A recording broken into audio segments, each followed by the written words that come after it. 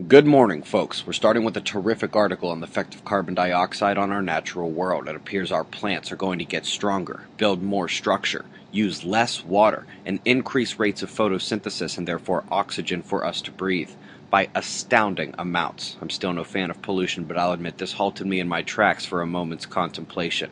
I highly recommend you read it. Plain and simple here. Breaking monthly records for months on end is one thing, but at this pace, the Antarctic ice is going to break the high ice mark in recorded history when it peaks in a few weeks. Top storm on Earth is the typhoon heading to the south portions of Japan, running up the islands to the south of it as well and drenching the Philippines to the west. The weakening of the system is taking its sweet old time, and it will likely hit Japan with some serious force. Coming to the United States and Canada, that low up there is going to play tricks tonight as it shifts eastward and bends the convergence enough to add the cold flow coming down its western edge. This convergence is capable of producing a tornado tonight. Be alert. Wind shows it's a slightly warmer day in Australia and New Zealand, except for that convergence dropping on the southwest there. South American observers, you know the drill. The worst of the flooding comes when the low is actually out to sea, drawing the convergence back to the east coastline. Europe, the North Atlantic low is still a player, but what we're actually going to see is more widespread showers than isolated severity today. University of Delaware.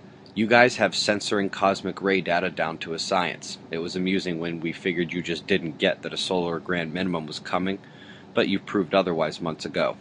Cut this out. Sonoma, showing a gamma burst that rang out just as yesterday's news was uploading. Had a few more of these over the last few weeks.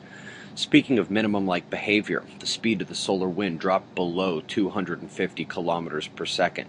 This must have come close to our record low at one point, and needs to shift up a bit at some point soon. We can only hope this coronal hole enhances that wind, but indeed it lost a bit of power in the equatorial position as it spread north. Easy to see. This will undoubtedly make it less geo-effective, and as that power shifts north, kinda gotta notice the next one incoming to the south. Red negative, and it's set to erase what has been an extended period of positive influence on our planet, just another 2 days or so.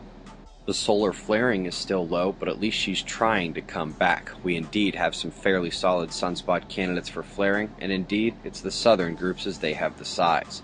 Although this lead group is actually pretty well separated, I'm seeing two perfect delta candidates in the trailing regions. Clearly up top there, and the lateral spread where it reaches back to the middle here.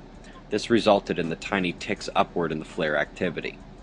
We did have one relevant solar eruption, the southeastern filament released far away from Earth's position, but served to remind us about our other solar eruption threats.